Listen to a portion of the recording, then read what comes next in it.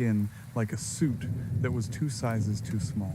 The face was stretched tight, the mouth unhinged. Payment. The thing croaked. It whispered. The hands dragged Toby down. He looked at me, eyes wide with betrayal, before his head vanished beneath the liquid floorboards. The wood hardened instantly. I was alone. I stood there, gasping, the fumes of gasoline burning my throat. The thing in the chair stood up. It towered over me. It smelled of earth and old money. You kept me, it said. You kept the body. Now I keep you. I fumbled for the lighter in my pocket. No, it said. The lighter flew from my hand, smacking into the wall.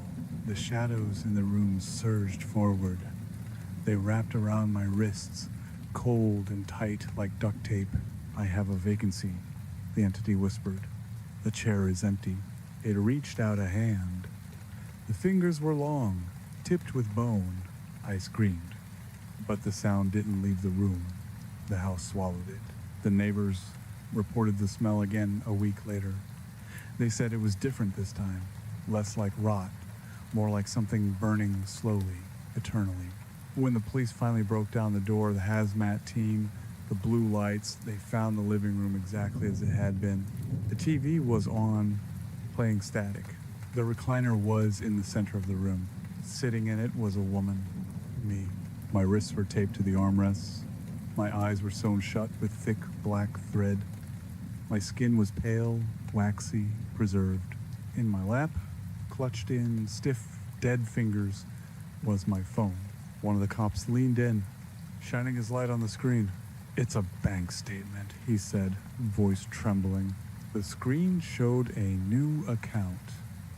Mara and Elliott Trust. Balance $1,200,000. Look at her mouth, the other cop whispered. My lips were stitched together, but the corners were turned up. A smile. I think she moved, the cop said, backing away. I swear to God, she just smiled. The lights in the house flickered, the TV volume spiked, and from the crawl space beneath the floorboards, a young man's voice began to scream, muffled and distant, as if from miles underground. Payment received. The scream cut off as abruptly as a radio cord being yanked from the wall. I was standing on the porch when it happened, my hand hovering over the holster at my hip. The 2 patrol officers, Miller and Kowalski, were already scrambling backward down the steps, their faces drained of blood, boots skidding on the wet wood. She moved. Miller was stammering, his voice cracking like a teenager's. Sarge, I swear to God, the Vic, she looked at me. Secure the perimeter, I barked, keeping my voice level, though the hair on the back of my neck was standing straight up.